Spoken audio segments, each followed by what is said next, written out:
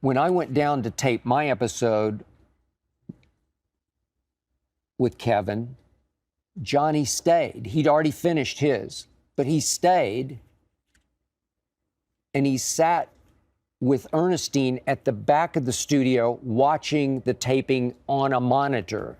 There are too many cameras involved to be able to see us in person. So Ernestine and Johnny sat at the very back, just looking up at the monitor, watching how it went and laughing at Kevin's jokes and maybe even some of my responses. But Ernestine was taken by the fact that Johnny stayed for every minute of my taping, which went on for, I don't know, an hour, maybe an hour plus. They cut it down, obviously, to X minutes. I'm not sure how many minutes. You could see it. It's up there somewhere on the internet now. But my point was, I know Johnny looked up to me. I know Johnny appreciated the fact that I was mostly in his corner up until the draft. And I just wish I'd known enough to sit down and actually have a heart-to-heart with Johnny. Maybe I could have helped. I'm pretty good at that if I know help is wanted and or needed, but I didn't see it. I didn't know. I didn't listen to my instincts that were screaming all along, no, no, no, no, no. So, as I said, I'm going to begin and end today, now end, with the same question I began with. I'll repeat it. It's from Drew from Long Island. If you could have one do-over in life, what would it be?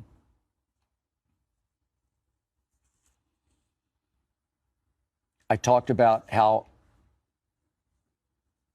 I didn't listen to my instincts about Johnny Manziel, and I wish I had that to do over. I wish I could have helped Johnny more. I wish I had that to do over. But in the end, I'm going to tell you a quick story about the un-Johnny Manziel, as far from Johnny Manziel as it ever got. I want to tell you about a quarterback who died of cancer, who played for Cal as in the University of California at Berkeley, played for Cal, 1976, 1977. His name was Joe Roth. I doubt many of you know the name, Joe Roth. If you're a Cal fan, you definitely know the name because they still dedicate either the home USC or home UCLA game to Joe Roth as a memorial game every single year. Joe Roth was 6 feet 4 inches, 205 pounds. He was the golden bear with the golden arm. He could flat out wing it. I know because I observed it closely. Joe Roth was on his way to becoming the first pick in the 1977 draft. If you recall, that pick ultimately belonged to Tampa Bay, which took Ricky Bell out of USC. I knew him very well, covered those USC teams. Second in that draft was a pick acquired from Seattle by my Dallas Cowboys, Tony Dorsett, the Heisman winner. Joe Roth was actually the Heisman favorite going into 1977. So early in that campaign, I was working here in Los Angeles at the LA Times. They sent me up to spend a couple of days at Cal with Joe Roth ahead of a USC game. Joe and I clicked and hit it off. He was everything Johnny never was. Supremely dedicated, supremely disciplined. Yeah, he'd cliche you to death in interviews because it was all real. He was a living football cliche of try hardest, get every last ounce out of the ability God gave me. He was all about studying tape and staying late after practice, everything that Johnny wasn't about. He didn't drink, he didn't smoke, he did not party. He obsessed with the game of football. Joe had had a bout with cancer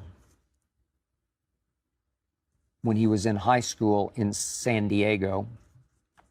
He had beaten that melanoma, but it reared its ugly head during Joe's last year at Cal. And he began to tail off precipitously over his last 4 or 5 games that year as his melanoma returned.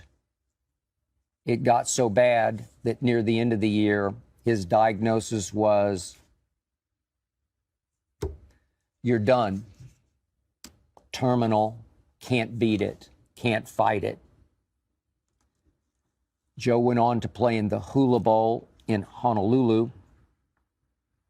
I got word from somebody close to Joe that he was suffering again, and my sports editor sent me immediately to Honolulu to see if I could find Joe and get him to speak about it. I got Joe at a party out on the beach, a big luau featuring all the best college football players in the land, most of them very healthy on their way to the National Football League, including Ricky Bell and Tony Dorsett. Joe initially denied to me he had any problem, and then he finally gave up and said, come up to my room. And we went up to like the 20th floor of the hotel right there on the beach. And he broke down and poured his guts out to me about how this time it's over. I wrote that for the LA Times. I'm sure you can look it up. It was during Super Bowl week. The game was in LA that year at the Rose Bowl in Pasadena. Joe died just a few weeks later on February the 19th, 1977, at the age of 21. I went to the memorial service up in Berkeley.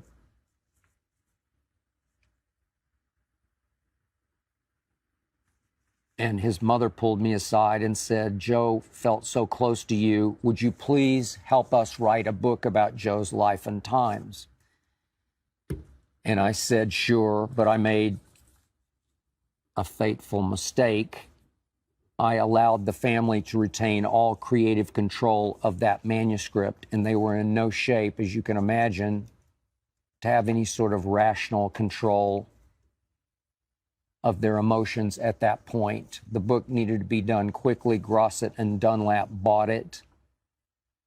I plunged into it. I kept my job at the LA Times. I did not take a sabbatical. I worked absurd long hours, flying all over the place to see his friends and teammates and family. I wrote feverishly, slept little, but I allowed my sports editor and my father figure at the time named Bill Shirley to plant one seed in my psyche that turned out to be a rose with thorns. My sports editor said, whatever you do, when you start writing, don't gush. Just let the story tell the story. Don't gush. So I tried to write in first gear instead of fifth gear. No tear jerking. I tried to just let the story tell itself. Grosset and Dunlap wanted gushing, wanted tear jerking. The family, I guess, wanted more Walt Disney, which I just don't do. I wrote a real book about the real human who I'd come to know and love, Joe Roth. The book never got published. I couldn't please the publisher or the family. It was devastating to me, but I guess in the end, predictable. I just didn't know any better. I got caught in the middle of something I could not win. I learned a lot about people. I learned a lot about publishing. I learned a lot about writing. And I will say this, if God does work in mysterious ways, My failure with the Joe Roth manuscript became my rocket fuel, my motivation. It's what drove me to write what became my first book, God's Coach, The Rise and Fall of Thomas Wade Landry and his Dallas Cowboys. Best book I ever wrote was that book because of my failure with Joe Roth.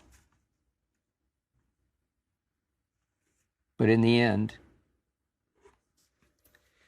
as I watched the Johnny Manziel documentary called Untold,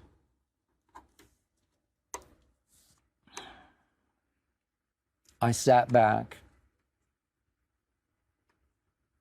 and I thought about Joe Roth, God rest his soul, his great, pure, beautiful soul. And I thought, if only I had been able to pour Joe Roth into Johnny Manziel, I just might have had the next Brady. I hope you enjoyed that video. You ready for more? Make sure you click that subscribe button for all the exclusive content from the Skip Bayless Show. And don't forget to check out the full episode of the show wherever you get your podcasts by clicking the link in the description.